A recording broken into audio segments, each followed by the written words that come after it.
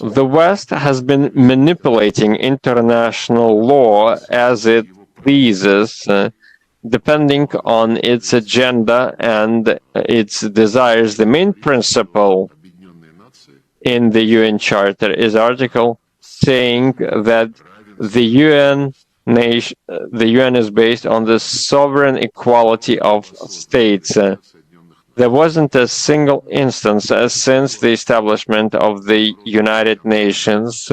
There wasn't a single regional or international conflict. There wasn't a single instance when the West used or relied on this principle of the sovereign equality of states. If you have any doubts, you can look through the history of diplomacy or international relations. There wasn't a single conflict when they respected this principle of sovereign equality of states, when the United States and its satellites respected this principle. So I call on all of you. So when we talk about the multipolar world order, about shaping it, we're not making up this reality. We are just saying, oh, friends, there are some permanent principles that are enshrined in the UN Charter, but you have to use these principles not as you please, depending on your momentary considerations by making constant U-turns, but you need to make sure that you follow these principles all of the way. This is what we're talking about, building a multipolar world order with better justice. You don't have to do anything for this world order to take shape. It is happening on its own. There are new centers of financial and political power that are emerging. You look at India, look at China, look at Brazil, look at Africa. All countries must respect equality of states and the right of people for self-determination. And they also mentioned the United Nations General Assembly resolutions, and this is clear that what they mean is the series of resolutions which they passed after the beginning of the special military operation, and which demand condemnation of Russia. Russia get out of Ukraine territory in 1991 borders. But there are other United Nations General Assembly resolutions which were not voted, but which were consensual. And among them is a declaration on principles of relations between states on the basis of the Charter. And it clearly says, by consensus, everybody must respect territorial integrity of states whose governments respect the right of people for self-determination, and because of that, represent the entire population living on a given territory. Hello, good afternoon, viewers. If you are new to the channel, kindly like, share, subscribe, and please do not forget to hit the notification bell. Mr. Achille, my girl, let's look at this surprise move. Russia moved to support Biafra. In a surprise move, the foreign affairs minister from Russia made it very clear to countries of the world, to UN, to European Union, that going forward, start respecting self-determination. We know that once you talk of self-determination globally, the first thing that comes to mind is Biafra and Nnamdi Kanu. How does it come to you, Mr. You saw what the development already. Russia, Finland has severed ties, and of course, we are looking at Nigeria at the same time, no, because Russia is gradually building, another bloc within Africa, and having gotten some African countries, you can see what is happening now. Any month from now, Ghana is leaving ECOWAS. So many countries are leaving ECOWAS. So Russia is targeting a new bloc in Africa, and that is why you are seeing massive, support on issue that has to do with Biafra recognition to be part of the Sahel revolution. So it is a done deal already. There's nothing you can do about it. In as much as the Russian foreign minister has acknowledged the Biafran charter that was delivered directly to Moscow, so it's a good one. And not only that, Russia too want to send a strong signal to Finland, giving the continuous the trial of Samani Badal regime on 30th May, the Biafra Day, which is very significant to the people of the Biafrans all over the world. So I do not know why the Finnish government, through the same day, over 6 million people were murdered to resume or to kickstart Samonipa's trial. But that is the angle where people are feeling that Russia has already to an extent blocked their whatever diplomatic ties they are going to have with Finland, neither now or in the future. And Russia is continuing to sever that ties and continue to take a stand on the issue that has to do with Ukraine. So it's a good one, yes, because the deal will be properly stated. And there's one thing we must give to Vladimir Putin. Yes, Chinese interest in Africa, Russian interest in Africa will liberate the neocolonization agenda that has been rooted by these people. They call colonial masters, talking about the man who's already spearheading the European and the Western world gang up against African rights. Okay, now let me even bring this angle, because we have seen so many videos, not of Israeli citizens saying Igbos are our brothers. The video is unending. I saw a video recently where the Jewish citizens were saying that they came to Nigeria to meet with their brothers, and unfortunately they were rounded up by DSS and apprehended. Yes, of course. The fact is that the connection there is very deep. There's no doubt about it. And we have seen the history so far. And we also understand the need for us to recognize the people of the ancient Israelis that are called the Hebrews. The ancient Hebrews are blacks. And first has revealed that those ancient Hebrews are part of the people who are known or recognized as lost tribe of Israel. There is lost tribe of Israel. Because if you look at the first invasion of Israel between Samaria and Judah, as at that time, the first invasion was by the Assyrians, present-day Syria. Okay, but because of the area you just go, perhaps you're already aware, this is all over the media, that if you go to Israeli websites, they have Igbos in that website as the lost tribe of Israel, and it's very prominent in their website. How is the news of that country? Yes, it has always been there, ab initio, and that is why you cannot find Israeli embassy anywhere in Nigeria apart from the eastern part of the country, this very moment. And Israel has continued to identify with the Biafra struggle. This also tells you that at any point in time, you see the IPOB members all over the world, even those who are celebrating May 30, you only see 3 flags there. You see Israeli flag, you see American flag, and you see the Biafra flag. These 3 flags signifies the brotherhood. These 3 ties signifies identity. These 3 ties signifies genealogy. These 3 flags signifies the source. So what we are doing in NSS is sighting of Israeli embassy in Ebola is strategic by Israel government. Yes, it's strategic because it's not by mistake. Yeah, it's not by mistake because Israel is always prone to any form of attack anytime, and they need to locate their embassy in a place where it will be protected. In the midst of their brother. Yes, in the midst. That's what it means. It's the midst of their brother. So that was why they choose to locate their put their embassy somewhere in the east. But the fact something that we must take away from is that I remember when Mazi Nnamdi Kanu house was invaded, and after some time, where did we see him? He made appearance. He made appearance at the Western Wall. You know, and if you look at it, as I'm talking to you now, the present Israeli government, Benjamin Netanyahu, knows a lot about Biafra. His aides, his workers, both current and ex, has been speaking about Biafra in different fora. But anybody that is telling you that the Igbo, it's not even the Igbo that wrote that they are the Jewish people. Not the Igbos. The Igbos have the culture, a culture and tradition that was bequeathed to them by their forefathers. I can tell you, I can mention two in the Bible I know. I know of Ezra to be an Igbo man. I know about Jeremiah in the Bible to be an Igbo man.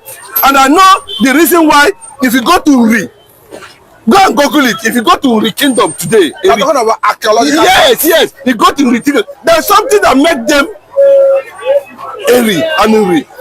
But they will not tell you. That is why you see the cross of David in everything they put on. That even reminds me, let me even bring this angle, because in the declaration of Biafra that happened some time ago in Latin Finland, the Israeli citizen that spoke that day said what excited him is the Star of David in Biafra flag.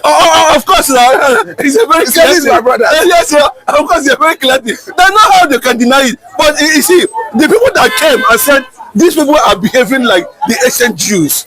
They are not the Igbo people that wrote it. It was the Portuguese that wrote it, not we.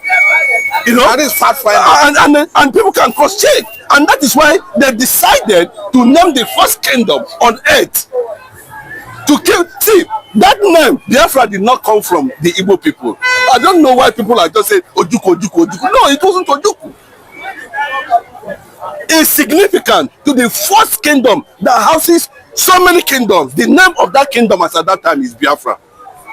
People will not do this. They can't go and find out. You know. So, but what we're saying in essence is this: 3 countries that we will not sever our ties with already.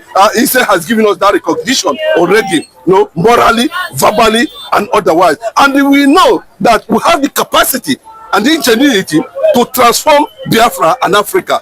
Just one nation, just one sovereignty called Biafra can do that. So, and we need to build ties. And Russia have shown a lot of interest. Thank God for what Russia is doing in Africa currently now, because they know at the end of the day that if Africa rises today, check out how many countries that are in Africa. Check out where, if those countries emerge a superpower tomorrow, because of, you know, they have decided to disarm themselves of this new colonization system. Today, and America as a nation have the power to decolonize any nation, to decolonize Africa. If they feel they can do it, and that is why, you know, you can see the build-up within Donald Trump. Everything is pro-Biafra. I wanted to even ask you this concerning Unveiled, of course, who was a lobbyist to Nnamdi Kanu himself. His strategic position in Trump's government, I think it's a plus to the struggle. But just to you know, alert you, Trump has just appointed another one, Mercy McCarthy, who is a childhood friend to Dr. NGOZI ORABUEZE. You know, serving now currently under Trump administration. You know, so what is bringing this all exploits to Biafra? The thing is that you know, something that I think the congressmen need to have, you know, a clear fact check on Biafra.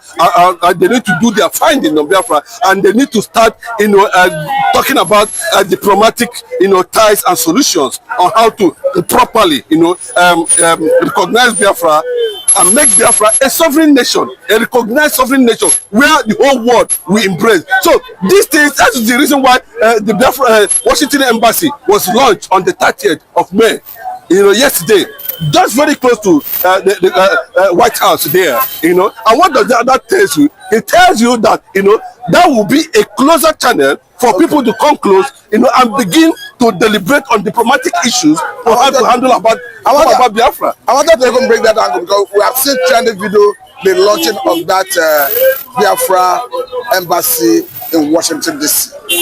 This is a groundbreaking event. This is historic. This is iconic. Of course, Biafra has taken over. Of course, every citizen in America and Europe and in West Africa and in the West precisely. That is where everything will be taken care of. Every meeting that has to do with diplomacy, relationship, sealing of ties, treaties will have to take place there, and that is why we have that embassy there. So it will help a long way to establish, diplomatic ties, diplomatic relationship, diplomatic discussions that will be centered on a proper way, to recognize and kickstart Biafra as a sovereign nation. So it's strategic, and of course, it's going to be a meeting point for Biafra activities going forward. Yes, it will be celebrated all over the world. I can tell you the number of congressmen that stormed the Washington embassy Biafra yesterday, to declare it, officially open. So Nigeria is already, upset with that revelation that happened yesterday, and so many things are. You can see what is actually playing around now. Biafra is getting popular. You can see, I can tell you, as at yesterday, 70 countries of the world were on the street of those cities, celebrating the Biafran Day. Spain, Italy, Germany, America, London, name them, different countries, different parts of the African countries. It goes to show that the suffering of the hero parts of Biafra is not going in vain. You know that the Biafra spirit has been resilient. Refused to die. Yes, refused to die. That's what it means, and it also means that that the children of the oppressed have also risen, and until the recognition of that religion, Biafra has become a religion. Biafra has become a destiny. Biafra has become a hope. Biafra has become, something that the people feel that it is only going to bring source of life. For American government to allow Biafra embassy in Washington DC, it goes to show that American government have tactically recognized Biafra. Of course, it's in line with the international law, and it's in line with United Nations Charter, and it's in line with what people tag, in a situation where we have a political oppression. People can seek for self-determination. But let me even ask this question. You know that UN, arm of UN, that is responsible for emerging nations of the world, have since recognized Biafra as an emerging nation of the world. We know that America is strategic in UN. Perhaps the American government will have played a pivotal role in Biafra getting that fit at that level.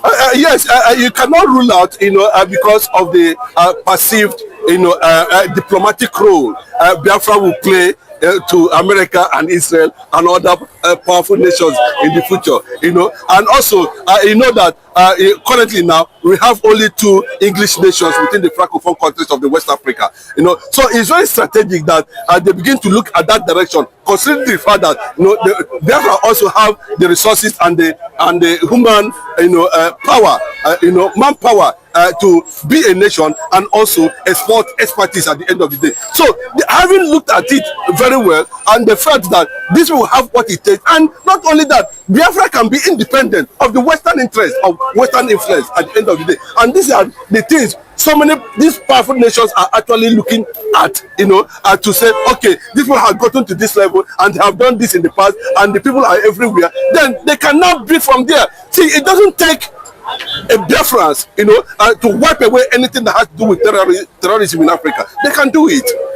We saw how they stood against the whole world for 4 years, during the genocidal war, the worst ever in the history of the world. They defended themselves, but today the story has changed. The same people, that over 6 million people were killed, have risen, and they are still, on the struggle, because we know that Nigeria as a nation can never come up with the truth for one day. Yes, I thank God that some ministers of the Federal Republic of Nigeria has come out to say that the Nigerian government run on propaganda and lies. That is just the picture. I think I must let you go at this point. Thank you very much for your time. Hope you have a nice time. Thank you very much. For that wonderful question, the anchor of this great platform. First and foremost, I want to say, someone has come out to say, or has outlined countless times that he said that the Nigerian government cannot win Biafra with a barrel of gun for the second time. Now when he said that, see, Nigerian government cannot win Biafra with a barrel of gun, it means that nobody needs to die for them to exit Nigeria. Now, Ojukwu fought Biafra in a different dimension. Now, Mazen Kanu did it via his own dimension. So ECPA is taking it globally. And now, we've seen world body recognize Biafra.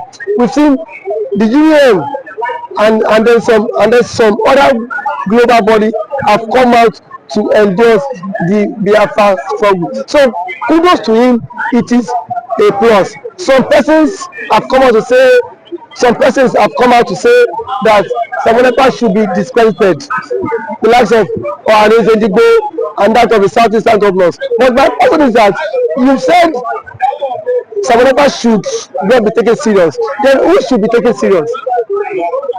The government who is not willing to protect our people? Is it the people who have refused to speak up when the Igbo man has been marginalized in the country? Is it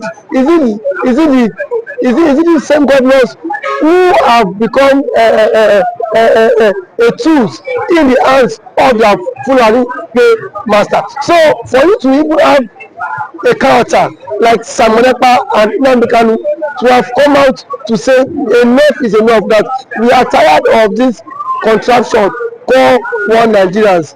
It shows that these people have this mindset that, see, they can no longer be the slave. So for him to have even gone as far as to hire lobbyists that will speak on behalf of Biafra in the world in the UN summit, to me it's a plus, and that alone, the voice of Biafrans will be heard globally, and the voice of an Igbo man is also being heard globally. Now let me take it back the line. When Southern Sudan and South Sudan wanted parted ways, nobody killed each other. Nobody go through the route of violence. It was done amicably. So Samonekpa is doing it amicably.